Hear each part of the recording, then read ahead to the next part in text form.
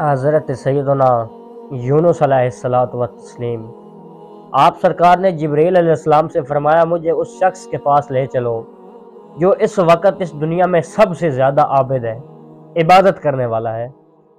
تو جبرائیل علیہ السلام نے فرمایا چلو چلتے ہیں۔ آپ سرکار ایک ایسے شخص کے پاس لے گئے کہ جس کے نہ ہاتھ ہے، نہ پاؤں ہیں، نہ آنکھیں ہیں۔ تو یونس علیہ السلام نے فرمایا میں نے آپ کو کہا تھا مجھے عابد کے پاس لے چلو، آپ تو مجھے ایک بیمار کے پاس لائے ہیں۔ تو حضرت سیدنا جبرائیل علیہ السلام نے فرمایا رب نے اسے اس وقت سب سے زیادہ عابدوں میں لکھا ہے۔ تو حضرت یونس علیہ السلام نے فرمایا وہ کیسے؟ جبرائیل علیہ السلام فرماتے ہیں گفتگو کر کے دیکھ لیتے ہیں۔ حضرت جبرائیل علیہ السلام نے پوچھا تیری آنکھوں کا کیا بنا؟ اس کی آنکھیں نہیں تھی۔ جیسے جبرائیل علیہ السلام نے فرمایا نا تیری آنکھوں کا کیا بنا، تو وہ کہتا ہے کیا بننا تھا؟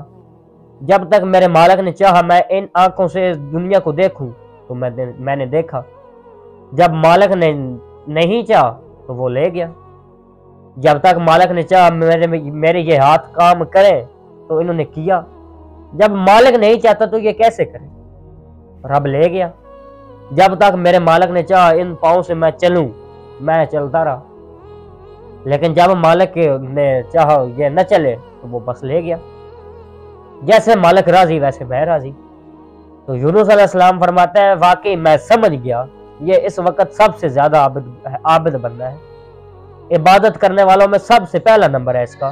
جو آنسو ہمیں حضور کے لیے بچا کے رکھنے چاہیے تھے وہ ہم نے آج چھوٹی چھوٹی اپنی پریشانیوں پہ لگا دیے۔ اتنا حوصلہ ہے اس بندے کا، نہ ہاتھ ہے، نہ پاؤں ہے، نہ آنکھیں، پھر بھی رب کی رضا پہ راضی ہے، لیکن اس کے برعکس ہم کیا کر رہے ہیں؟